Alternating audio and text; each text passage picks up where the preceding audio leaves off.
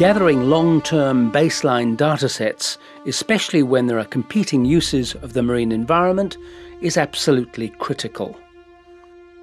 This was confirmed on the 21st of August in 2009. The Montara platform in the Timor Sea, 250 kilometres off the Kimberley coast, was in trouble. It was an uncontrolled incident where oil and gas leaked continually for 74 days when the wellhead blew out. Thankfully, emergency protocols saved the 69 workers that day with no fatalities. It was, however, the marine environment that suffered the greatest impact. Oil and gas leaked continually for 74 days, an estimated 29,600 barrels in total, with the extent of the oil and oil residue estimated to have spread over 6,000 square kilometres. It is considered Australia's worst oil spill of its kind.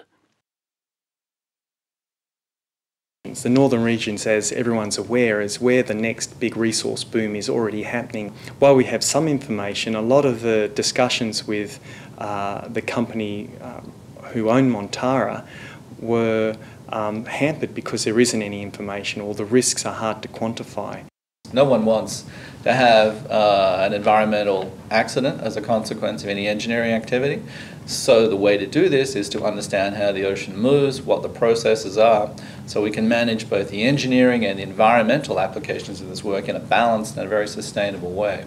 When you get a major oil spill, I can assure you that the first thing that happens is people want to know which way the spill is likely to drift, what are the currents, what are the interconnections of the oceans, what is the likely and then the risks to the fauna, what is the risk to the flora, what is the risk to the ocean bed, and the like.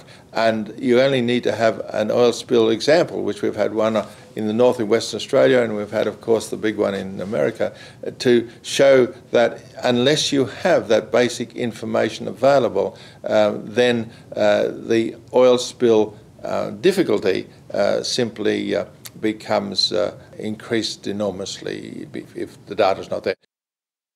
The WAMSI partners therefore share a common belief that baselines collected at a regional scale are fundamental in determining the trade-offs in multiple-use marine management, as well as for gauging future impacts.